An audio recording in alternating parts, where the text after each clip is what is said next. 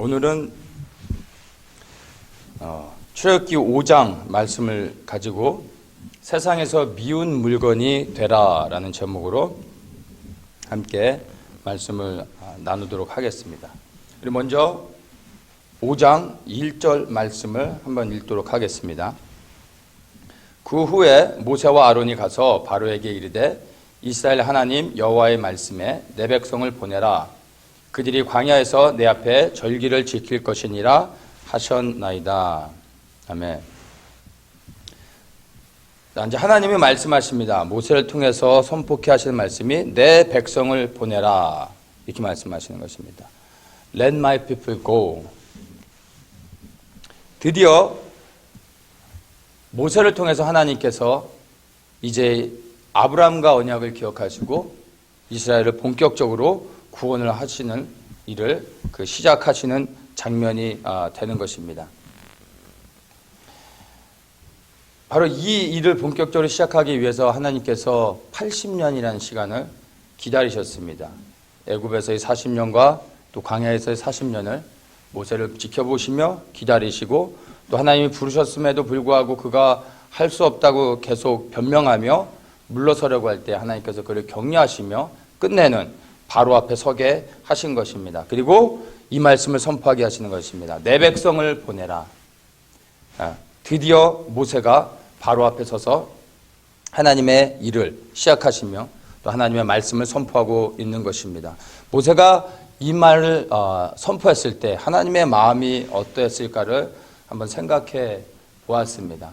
정말 오랜 시간을 기다렸을 뿐만 아니라 이 일을 위해서 하나님께서 정말로 끊임없이 모세를 격려하시면서 바로 앞에 세우게 하셨던 것입니다. 내 백성을 보내라.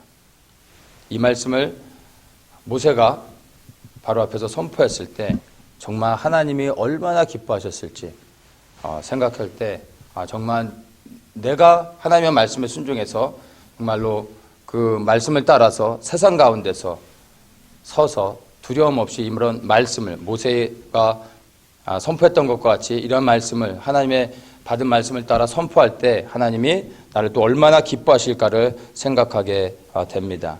하나님의 말씀에 순종해서 보내신 곳에서 두려움 없이 서서 하나님의 말씀을 선포하는 것입니다. 하나님이 바로 이러한 자를 오늘도 찾으시는 것입니다. 바로 이러한 모세와 같은 자를 찾으시고 또한 모세와 같이 우리가 순종해서 하나님의 말씀을 두려움 없이 세상에 서서 선포할 때 하나님이 기뻐하시는 것입니다.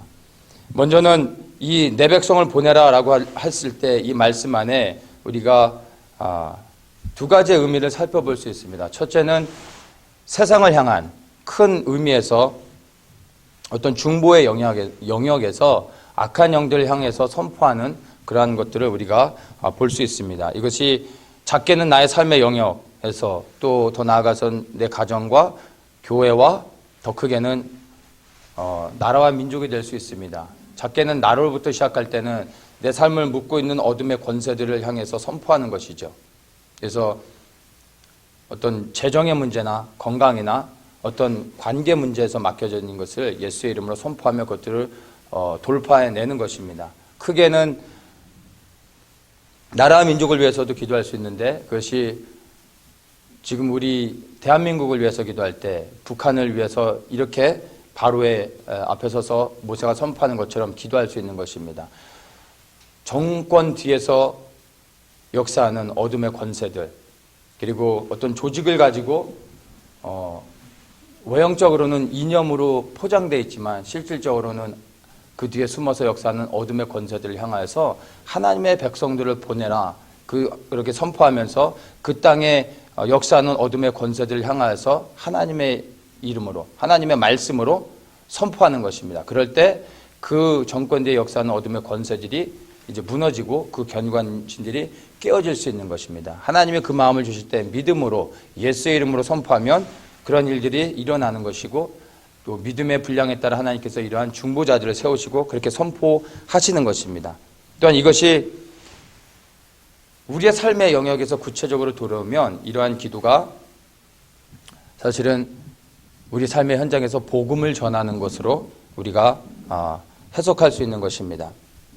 모세는 자기가 하고 싶은 말을 했던 것이 아니라 하나님이 그에게 하라고 하신 말씀을 있는 그대로 선포한 것입니다. 그래서 내 백성을 보내라 라고 말씀했던 것은 본인의 이야기가 아니라 바로 하나님의 말씀을 대언한 것이죠. 그래서 삶의 현장에서 우리가 정말 하나님의 뜻을 분별하고 하나님이 무엇을 원하시는지, 우리에게 어떠한 것을 선포키를 원하시는지를 분별한다면은 우리가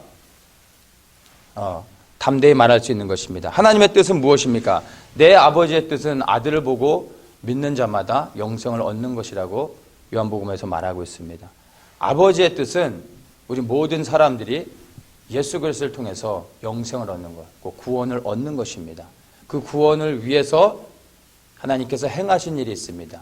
그 행하신 일에 증인된 삶, 그리고 그 행하신 일을 선포하는 것이 바로 또한 우리에게 주시는 하나님의 사명이 되는 것입니다. 하나님의 행하신 일이 무엇입니까? 바로 십자가와 빈 무덤입니다. 십자가일 뿐만 아니라 빈 무덤, 바로 예수 그리스도의 죽으심과 부활입니다. 이 두 가지를 동시에 선포해야 되는 것입니다. 십자가는 무엇입니까? 우리가 매달려야 되는 그 자리에 예수님께서 우리의 죄를 대신 지고 십자가에서 돌아가신 것입니다. 그 십자가에서 예수님이 우리의 죄를 지고 돌아가심으로 우리의 죄가 단번에 씻김을 받았습니다. 우리는 이 십자가를 전하는 것입니다. 또한 빈 무덤을 전하는 것입니다. 예수님은 죽으셨습니다. 그러나 3일 만에 부활하셨습니다. 그런데 그 부활의 주체는 예수님이 아니라 하나님이신 것입니다. 의인은 믿음으로 말미암아 살리라라는 우리 말씀을 우리가 너무나 이 하박국의 말씀을 잘 아는데요. 그 의인의 근거가 뭔지 아십니까? 로마서에서 얘기하는 의인의 근거는요, 바로 예수를 죽은 자 가운데서 다시 살리신 이를 믿는 것이 의라고 말하고 있습니다. 이러한 의인이 구원을 받는 것입니다. 예수님이 스스로 부활하신 것이 아니라 예수를 죽은 자 가운데서 부활케 하신 그 하나님을 믿는 것이 우리에게 의가 되는 것입니다. 그래서 이 빈 무덤, 십자가일 뿐만 아니라 이 빈 무덤을 전하는 것입니다.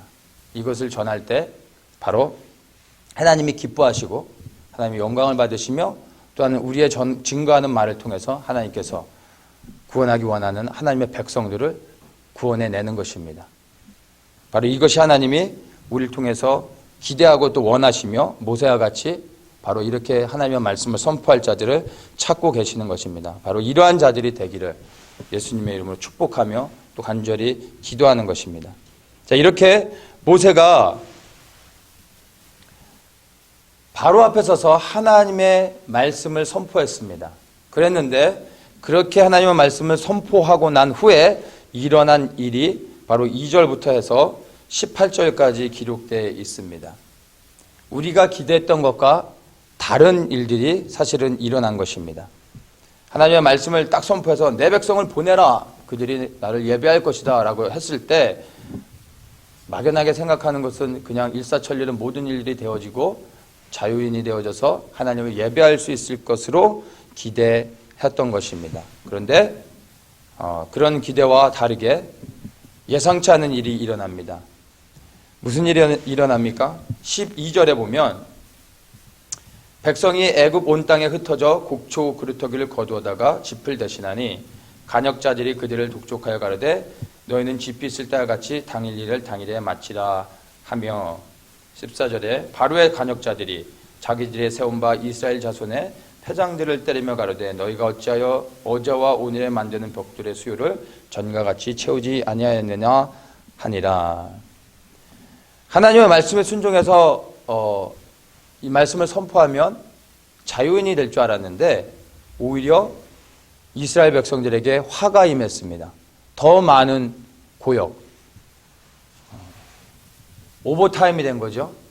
그런데 no double pay, 매만 더 맞는 거예요. 더 많은 노역과 고난을 받게 된 것입니다.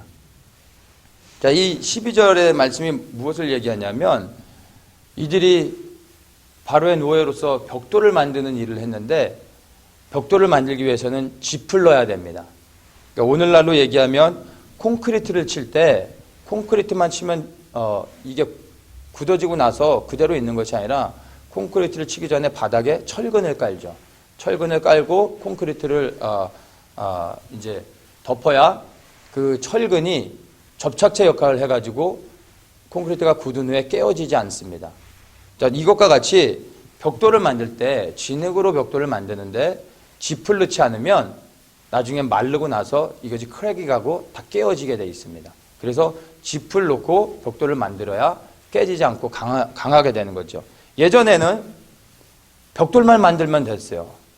애굽에서 짚을 다 제공해 주었습니다.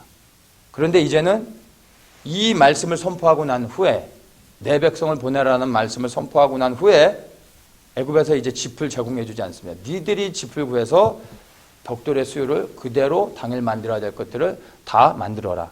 그러고 나니까 이제 이스라엘 백성들이 애굽 전역에 흩어져서 곡식 더미를 찾아내는 거예요. 그래서 그 짚을 넣고 벽돌을 만들어야 되기 때문에 이렇게 하지 않으면 벽돌을 만들고 나서 깨어지고 또 손해가 발생하는 거죠. 더 많은 진흙을 넣어야 되고, 그러니까 일이 더블 이상으로 더 생기게 된 거예요. 그래서 이들이 이제 더 많은 노역으로 인하여 고난을 받기 시작했던 것입니다. 한마디로 얘기해서 하나님을 믿고 팔자가 펴질 줄 알고 기대를 했었는데 오히려 예상치 않은 일을 당하면서 이들이 원망하기 시작하는 것입니다. 백성들은 하나님이 그들을 구원하신다고 했을 때 그 일이 즉각적으로 그들의 삶 속에서 일어날 것을 기대했던 것입니다. 우리도 하나님을 믿을 때 이 이스라엘 백성과 같이 동일한 환상들을 가지고 예수님을 믿는 경우들이 있습니다.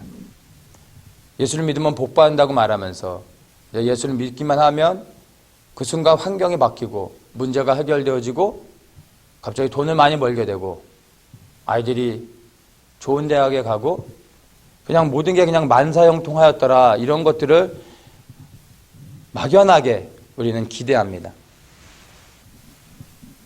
오늘날에 우리가 듣는 일반적인 많은 간증들이 대부분 이런 유형의 것들이 사실은 많습니다. 바람에서 탑이 되는 거죠. 제로 밸런스에서 이제 뭐 엄청난 이 넘버로 확장되는 거, 뭐 이런 것들이 간증의 대부분을 차지하는 경우가 많습니다. 물론 세상에서 어려움을 당하다가 높은 지위를 갖고 돈을 많이 버는 것도 또한 간증이 될 수 있습니다. 이러한 간증이 가짜는 아니죠. 잘못된 것은 아닙니다. 그러나 이러한 것들이 간증의 표본이 되는 것은 바로 잘못된 것이라는 것입니다. 그리고 많은 사람들이 이런 것들을 들으며 이런 정도는 돼야 간증하는 거고 예수를 믿으면 당연히 세상에서 잘 돼야 되는 것으로 사람들이 오해하고 또 그런 것만을 바라볼 수 있다라는 것입니다. 진정으로 예수를 믿는 사람들이 하는 올바른 간증은 무엇입니까? 바로 예수를 믿고 난 후에도 여전히 삶 속에서 고난과 어려움이 있고 예수 믿기 전과 다르지 않은 똑같은 문제와 어려움을 겪을 때 그 문제와 상관없이 마음의 평강을 가지고 여호와를 기뻐하면서 그 문제의 현장 가운데서 주님을 찬양하고 주님을 기뻐하는 것입니다. 그리고 주님의 우리에게 주어진 삶을 변함없이 감사한 가운데 살아가는 것입니다. 이것이 진정으로 하나님이 기뻐하시는 간증이고 하나님이 영광을 받으시는 것이죠. 예수를 믿는다는 것은요, 세상에서 잘 되어지는 것이 아니라 바로 세상과 싸워 이겨내는 것입니다. 예수를 믿는다는 것은 만사형통하는 것이 아니라 바로 거룩한 성숙을 이루어가는 것입니다. 그것이 우리에게 하나님이 요구하고 계신 것이며 또한 그런 일을 감당할 수 있도록 하나님께서 우리의 힘과 능력을 주시고 보혜사 성령님을 보내주셔서 우리를 온전케 하시는 것입니다. 자, 이렇게 하나님이 그들을 구원한다고 했을 때 이스라엘 백성들은 막연하게 당연히 그냥 해피엔딩으로 순간 끝날 줄 알았는데 생각지 않은 이러한 어려움들을 당했습니다. 그때 이스라엘 백성들의 반응이 어떤지 한번 보겠습니다. 21절에 그들이 이렇게 말합니다. 너희가 우리로 바로의 눈과 그 신하의 눈에 미운 물건이 되게 하고 그들의 손에 칼을 주어 우리를 죽이게 하는도다. 여호와는 너희를 감찰하시고 판단하시기를 원하노라. 이게 바로 이스라엘 백성들의 반응이었던 것입니다. 하나님의 뜻을 알지 못하는 사람들에게 하나님의 일을 하면, 말씀에 순종해서 하나님의 일을 행할 때 여러분 반드시 오해를 받고 원망을 들을 수 있다는 것을 우리는 알아야 됩니다. 그래서 이러한 일을 당할 때 예수 그리스도를 섬기면 당연히 모든 것이 또한 잘 되어질 것으로 생각하는데 현실은 그렇지 않다는 것이죠. 바로 우리가 말씀에 순종해서 주님의 뜻을 우리의 삶의 현장에서 행하다가 오히려 우리가 도와주려고 하는, 정말 생명의 구원을 얻게 하기 위해서 기도하며 또한 섬기는 가운데서 우리가 오히려 그 섬기는 사람들에게 오해를 받고 그 사람들에게 비난을 받고 어려움을 처할 수 있다는 것입니다. 그럴 때 여러분 당황하지 마시고 그 사람을 향해서 대적하고 싸우는 것이 아니라 여러분 침묵하는 것입니다. 그 사람을, 영혼을 우리가 그리스도의 사랑으로 품고 기다리고 인내해야 되는 것입니다. 그것이 바로 이제 모세가 보여주고 있는 모습입니다. 이렇게 모세를 향해서 하나님의 뜻에 순종해서 이스라엘 백성을 구원하려고 하는 모세를 향해서 오히려 원망하고 비난하고 하나님이 너를 판단하길 원한다라고 말하는 이스라엘 백성을 향해서요, 모세는 그들을 향해서 아무런 말을 하지 않습니다. 그들에게 대꾸하지 않습니다. 그리고 22절에 보면요, 모세가 이렇게 말합니다. 모세가 여호와께 돌아와서, 어디로요? 여호와께로 돌아와서. 모세가 즉시로 그들에게 변명하거나 그들과 싸우지 않고요, 논쟁하지 않고요, 누구에게 옵니까? 하나님께 오는 것입니다. 여호와께로 돌아와서 주여 어찌하여 이 백성을 학대를 당케 하였나이까? 어찌하여 나를 보내셨나이까? 이렇게 말합니다. 지금 이것은 원망하는 거라기보다는 바로 하나님께 와서 자기 안에 당한 그 문제들을, 들었던 모든 원망과 불평들을 하나님께 토로하는 것입니다. 이게 기도인 것입니다. 원망하는 것이 아니라 모세가 누구에게 가서 얘기할 수 있겠습니까? 바로에게 가서 얘기합니까?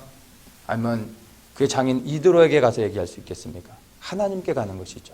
하나님께 나가서 내가 하나님의 일을 행하는데 사람들이 나를 이렇게 말합니다 라고 자기의 마음에 있는 것들을, 그 상처들을, 그 힘든 것들을 하나님께 토로하는 것입니다. 그때 하나님이 그를 들으시는 것이죠.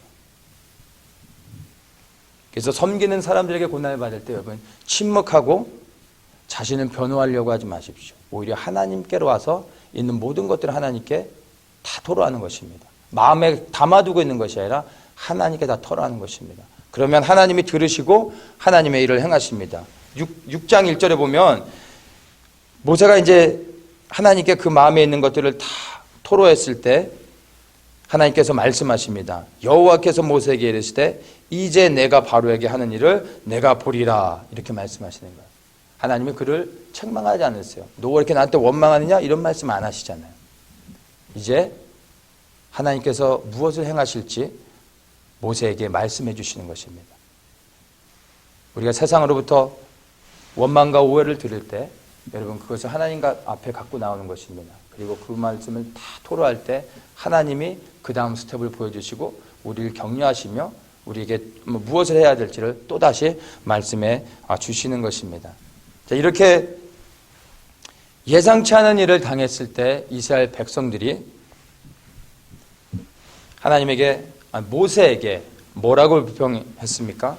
21절에 미운 물건이 되게 하였다라고 말합니다.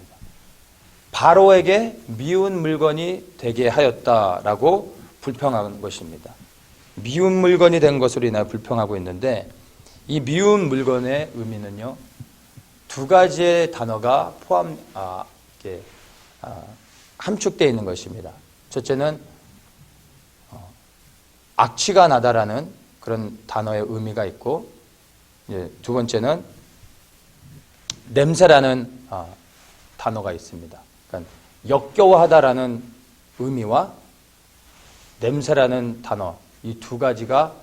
합성되어진 단어가 미운 물건인 것입니다.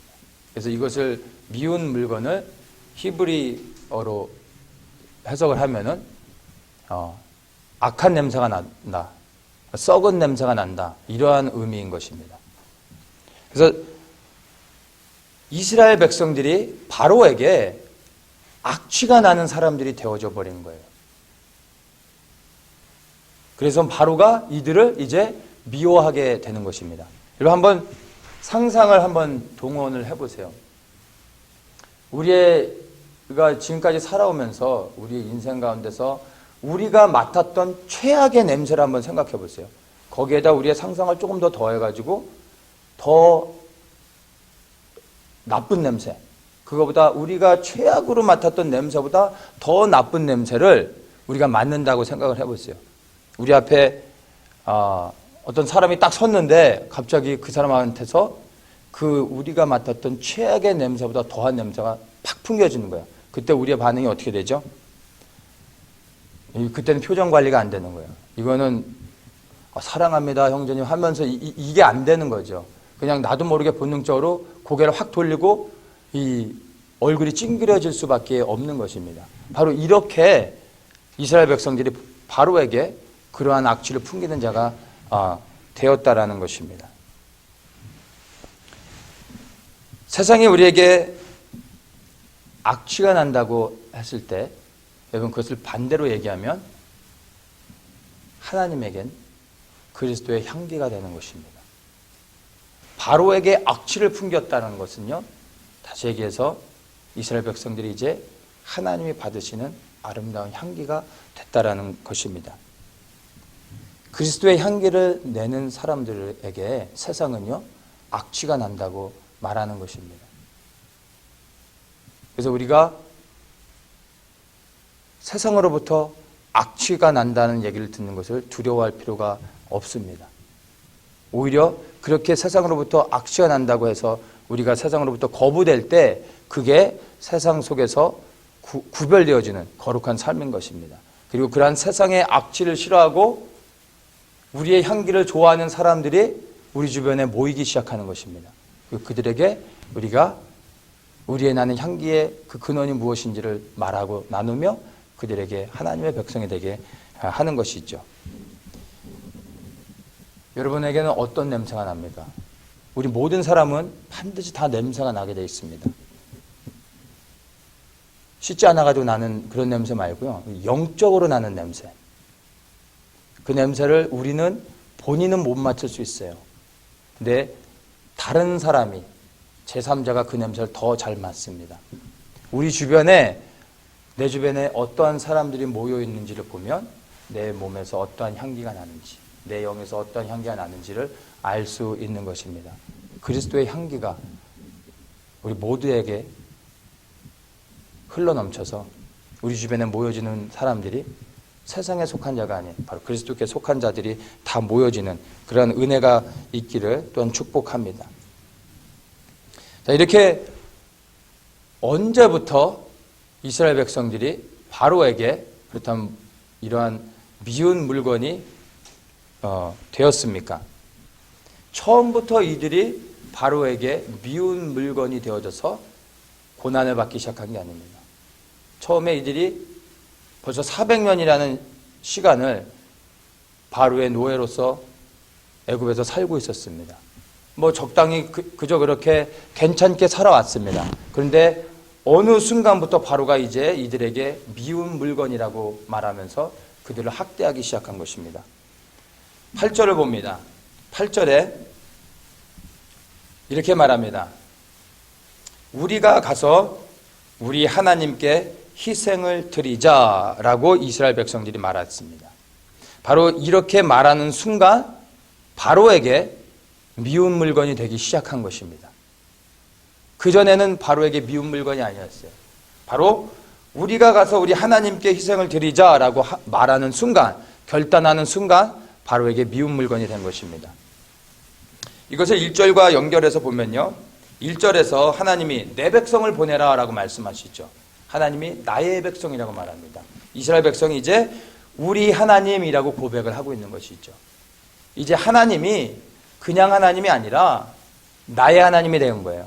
나의 하나님이 되어지고 또 이제 내 앞에 절기를 지키라라고 말씀하셨을 때 우리가 우리 하나님께 희생을 드리자라고 이들이 결단한 거예요. 절기가 희생입니다. 절기가 희생이고 또 다른 말로 축제이며 명절이고 이것이 예배인 것입니다. 그러니까 하나님의 백성이 기꺼이 되기로 결단하고 그 하나님을 예배하기로 마음을 정하고 이제 나아가려고 하는 거예요. 그러는 순간 바로에게 미운 물건이 되기 시작한 것입니다. 하나님의 백성이 되어서 하나님을 섬기고자 결단하는 순간 그때부터 세상에서 타겟이 되는 것입니다. 주일 성수를 하고 헌금도 하고 단기 선교도 다니고 성경 공부도 하고 뭐 봉사도 하고 여러 가지 다 교회 안에서 수많은 것들을 한다 하더라도요. 미운 물건이 되지 않을 수 있어요. 사단에게 미운 물건이 되지 않을 수 있다라는 것입니다. 우리가 교회에서 모든 것을 다 해도 사단은요 우리를 그냥 둡니다. 상관하지 않습니다. 내버려 둡니다. 그런 것들을 우리는 종교 활동이라고 말할 수 있는 것입니다. 종교 활동의 주체가 누구이죠? 종교 활동의 주체? 종교 활동의 주체는 나인 것입니다. 나를 위해서 할 때, 나를 위해서 교회를 나가고, 나를 위해서 섬기고, 봉사하고, 나를 드러내고자 할 때, 여러분 사단은 전혀 신경 쓰지 않습니다. 미울 물건으로 삼지 않는다는 것입니다. 그러나 나를 위해서 하는 그 자리에서 떠나 이제 그 자리에 하나님을 올려놓는 거죠. 그 종교 활동의 주체가 내가 아니라 이제 하나님이 되는 거죠. 하나님을 위해서 행하고자 결단하는 순간 이제 바로는 우리를 타겟으로 삼고 미운 물건으로 여기며 우리를 괴롭히기 시작하는 것입니다. 하나님을 나의 왕으로 그리고 오직 그분만을 예배하며 그분만을 섬기고자 할 때 세상에서 미운 물건이 되는 것입니다. 차이점이 무엇입니까? 누구를 위해서 하느냐? 바로 이 대상인 것입니다. 나를 위해서 하는 것이 아니라 나의 하나님을 위해서 할 때 바로 세상에서 미운 물건이 되는 것입니다. 내가 어떤 일을 하느냐? 어떤 역할을 갖고 어떤 포지션으로 하느냐? 이런 것은 중요하지 않습니다. 누구를 위해서 하느냐? 바로 이것이 중요한 것이고 사단이 그것을 보며 내가 많은 일을 할 때 사단이 나를 경계하며 두려워하고 미워하는 것이 아니라 내가 그것을 누구를 위해 하느냐를 그가 발견할 때 우리를 타겟으로 삼고 우리를 괴롭히기 시작한다는 것입니다. 그래서 모든 동기의 근원이요 하나님이 되어야 되는 것입니다. 하나님이 되어질 때 그것을 선한 동기라 말할 수 있습니다. 이 세상에서 유일한 선한 동기는 하나님을 위해 하는 것입니다. 이 하나님을 위해 행할 때 세상에서는 미운 물건이 되는 것입니다. 자, 이렇게 바로에게 미운 물건이 되어져서 이스라엘 백성들이 모세를 원망하기 시작하는 것입니다. 그 원망의 근원이 뭔지 아세요? 단순히 미운 물건이 되어졌기 때문이 아니라 그 미운 물건이 되어짐으로 인하여 그들의 삶 속에서 당하지 않았던 고난을 받기 시작한 것입니다. 학대를 받고 바로로부터 핍박을 받기 시작한 것입니다. 바로 이것 때문에 모세를 원망하는 것입니다. 어떠한 이름으로 불러지건 그 미운 물건이라고 하건 또 다른 어떤 명칭으로 그들에게 뭐라고 얘기하건 사실은 이스라엘 백성들은 상관하지 않는 거예요. 중요한 건 그것으로 인해서 이들이 실제적인 삶 속에 영향을 받기 시작하는 거죠. 하나님을 섬기려고 했더니 핍박이 오기 시작하는 거예요. 이것 때문에 그들이 하나님을 원망하며 모세 앞에 나아가게 됐다는 것입니다. 세상에서 미운 물건이 되는 것을 두려워하지 마십시오. 세상에서 미운 물건이 돼서 고난을 받는 것으로 인하여 여러분 두려워하지 마십시오. 우리는 어쨌든 간에 누군가에게는 미운 물건이 될 수밖에 없습니다. 이 세상의 모든 사람들을 만족시킬 수는 없는 것입니다. 그렇다면 우리는 선택해야 되는 것입니다. 누구에게 미운 물건이 될 것인가? 분명하게 선택을 해야 된다는 것입니다. 그 대상이 하나님이건 아니면 이 세상의 왕인 사단이건 우리는 반드시 하나님에게도 또 사단에게도 다 만족하는 사람이 되는 것이 아니라 그 두 가운데 반드시 어느 누구에게는 미운 물건이 될 수밖에 없다라는 것입니다.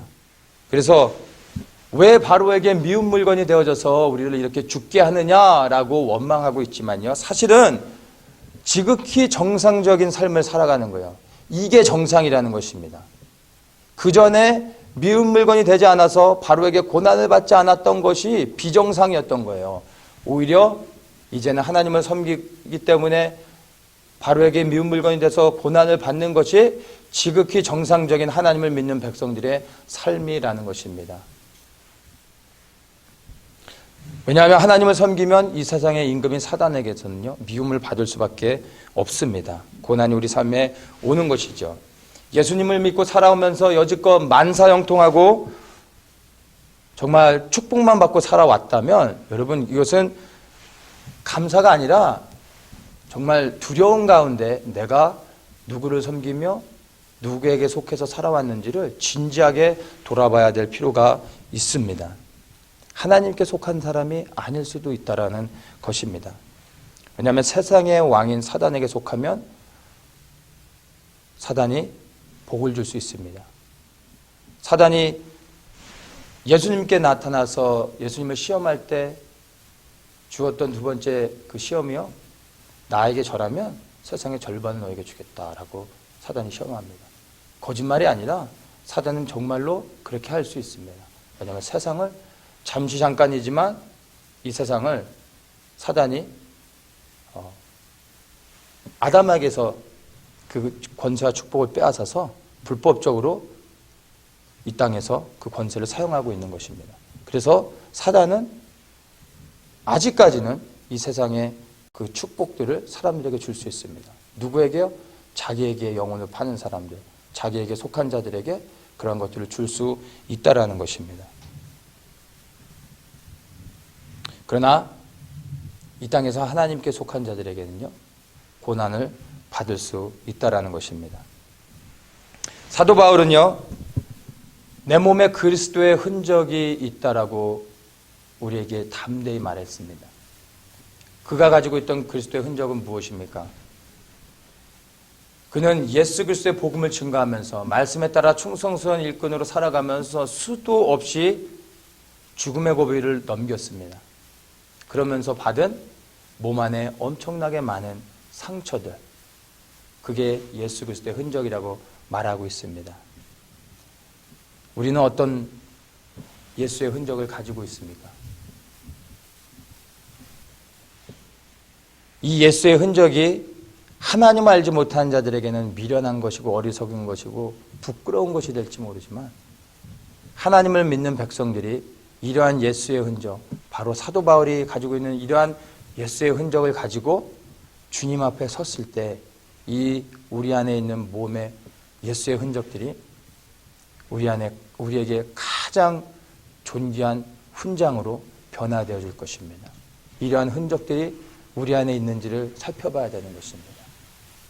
그것이 바로 우리 시대에 정말 우리가 진정으로 살펴보고 또 간절히 원해야 되는 그러한 부분인 것입니다. 지금 우리가 살고 있는 이 세상은요, 예수를 믿고 복받는 그런 때가 아닙니다. 아마 이게 80년대 버전이었으면은 괜찮았던 것 같아요. 그러나 지금 2015년을 마무리하고 있는 이 시대, 그리고 주님의 재림이 임박해져 있는 이 시대 가운데 살아가고 있는 우리에게는요, 사실 해당 사항이 없는 것입니다. 내일은 평안이 아니요 환난인 것입니다. 우리에게 다가온 것은 예수를 믿는 것 때문에 세상 가운데서 더욱더 많은 고난과 어려움을 받게 될 것입니다. 세상에서 지금 예수를 믿는 사람들을 관용이 없다고 말하고 이기적이라고 극단적이라고 말하고 말이 안 통한다고 하고 위험한 사람들이라고 말합니다. 그리고 예수 믿는 사람들이 다 다른 종교를 믿는 사람들은 언급하지 않습니다. 그러나 유독히 예수를 믿는 사람들이 오해하고 비난하고 이제 점점점 핍박해 가고 있습니다. 유대인과 함께 그리스도인들이 고난을 받고 있습니다. 이렇게 살아가고 있는 이 시대 가운데서 우리가 예수를 믿는 것 때문에 복을 받으려고 한다면 여러분 어려움을 당하게 되는 것입니다. 예수를 믿는 것 때문에 고난을 받을 때 그 고난을 이겨낼 수 없는 것입니다. 우리가 살고 있는 이 세상은요, 영원하지 않습니다. 일시적인 것입니다. 주님이 오시고 나서 천년의 왕국이 지나고 나면 이 땅은 불에 다 없어질 것입니다. 이렇게 불에 다 없어져 버릴 세상에 소망을 두지 않고 장차 임할 영원한 하나님 나라에 소망을 둔 자들은 기꺼이 이 땅에서 받는 고난을 두려워하지 않고 그것을 맞이할 수 있는 것입니다. 그리고 그 믿음으로써 그 하나님의 나라, 보여지지 않지만 실제하는 그 하나님의 나라를 소망하며 기다릴 수 있는 것입니다. 보이지 않는 하나님의 나라를 어떻게 소망할 수 있냐고요? 세상 사람들은 알 수 없는 것이죠. 그래서 믿음은 하나님의 선물이요, 하나님의 은혜인 것입니다. 하나님을 알지 못한 사람들은 바로 이러한 믿음의 신비를 결코 이해할 수 없는 것입니다. 설명할 수도 없는 것이죠. 바로 이렇게 세상이 이해할 수 없는 이러한 믿음의 신비를 소유하고 영광스러운 하나님의 나라, 영원한 그 하나님의 나라를 기다리며 이 땅 가운데서 우리가 기꺼이 그 고난을 두려워하는 것이 아니라 받아들이며 나아갈 수 있어야 된다는 것입니다. 말씀을 마칩니다. 세상에서 미운 물건이 되는 것을 여러분 두려워하지 마십시오. 지금은 오히려 이제 세상 가운데서 담대하게 우리를 미워하는 세상을 향해서 우리가 견고히 서며 하나님의 기뻐하시는 그 말씀을, 기뻐하시는 복음을 선포해야 되는 것입니다. 세상에서 너희가 환난을 당하나 담대하라. 내가 세상을 이기었느니라. 예수님이 이렇게 말씀하셨습니다. 우리가 예수 그리스도 안에 있으면 그리스도의 이김이 우리의 것이 되어지는 것입니다. 예수 그리스도의 이김이 우리의 것이 되기 위해서 우리가 그리스도 안에 거해야 된다는 것입니다. 그리스도 안에 거하는 것이 무엇입니까? 하나님의 백성이 되는 것이에요. 하나님의 백성이 돼서 하나님만을 섬기는 것이에요. 그분을 위해 사는 것입니다. 그분의 이름을 찬양하는 것입니다. 그분이 우리에게 명하신 일들을 감당하는 것입니다. 모든 것을 하나님을 위해 하는 것입니다. 그것이 그리스도 안에 있는 것입니다. 그럴 때 바로 하나님의 말씀에 순종해서 하나님을 위하여 살아가는 사람들에게 죽음을 이기고 부활하신 예수 그리스도의 그 이김의 권세가, 그 생명이 우리 안에 주어지는 것입니다. 그 부활의 권세와 능력과 평강과 담대함을 가진 자들은 세상이 우리를 위협하며 우리에게 고난과 핍박으로 우리를 두렵게 할지라도 조금도 흔들림 없이 그 믿음 안에서 그리스도의 이김의 권세와 능력으로 담대히 나아갈 수 있는 것입니다. 세상에서 미운 물건이 되는 것에 집중하지 말고요. 오히려 세상에서 미운 물건이 된다는 것은 하나님에게 그리스도의 향기가 된다는 것을 나눴습니다. 우리가 집중해야 될 것은요, 세상에서 핍박받고 고난받는 것이 아니라 우리가 하나님에게 인정받으며 하나님이 기뻐하시며 하나님이 우리를 즐거워하시고 우리를 인정하신다는 것입니다. 이것에 초점을 맞추는 것입니다. 그것 때문에 하나님이 나를 기뻐하시고 나를 즐거워하시고 내 이름을 아시며 나를 보고 계신다는 것, 바로 그 사실 때문에 오늘도 우리의 삶의 현장 가운데서 우리가 어려움을 당해도 그 모든 고난 가운데서 여전히 여호와를 기뻐하며 일어설 수 있는 것입니다. 바로 이러한 소망함을 가지고 우리의 삶의 현장에서 오직 하나님 한 분만을 섬기며 그리고 그분을 위해서 충성스럽게 우리의 자리를 지키며 우리에게 명하신 복음을 증거하며 우리를 통해 수많은 자들이 주님 오실 때까지 구원을 받을 수 있도록 우리에게 주신 복음의 능력과 그 증거를 가지고 살아가는 우리 모든 분들 되시기를 예수님의 이름으로 축복합니다.